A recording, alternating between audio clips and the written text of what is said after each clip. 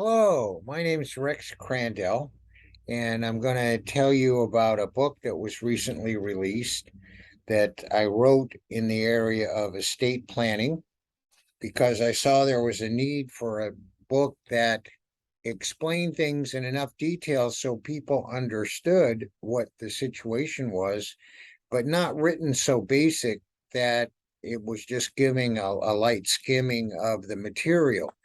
I wanted to include information related to how things work in the real world and not just a theory on how the estate planning works. Um, the book covers many subjects. The topic is comprehensive estate planning because it's not just a will, it's not just a trust. It's a group of documents to handle situations that you may encounter.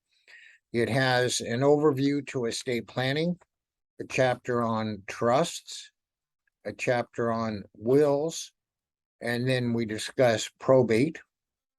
There's a chapter on advanced healthcare directives and durable power of attorney for financial management. It's not a theoretical book. It's a nuts and bolt how the estate planning works, how the documents work, how they don't work, and snags and problems you might run into. It's full of examples and actual situations that you may encounter. The starts out with an overview and history of the estate planning process, how it evolved over the years, and then it covers trusts and what's the purpose of a trust, how do you use it, when do you need a trust, when do you not need a trust, how a trust works when you're alive, how does a trust work after life.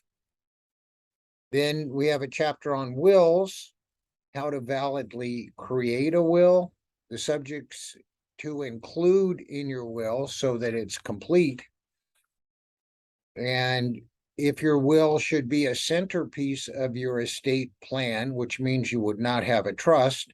We cover pour over wills back to a trust and why a will causes a probate in certain situations and how a will operates to distribute assets to your beneficiaries.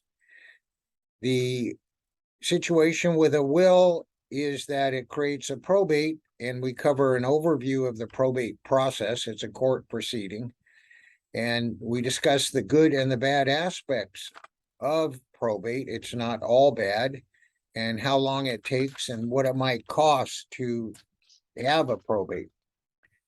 We also cover appointing a medical decision maker in an advanced healthcare directive. So if you become incapacitated and can't talk to your doctors, you'll have another person designated to talk to your doctors for you.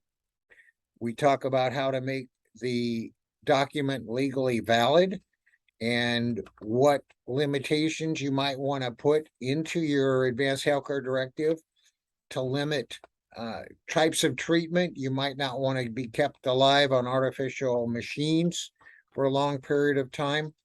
And we also cover common end of life decisions.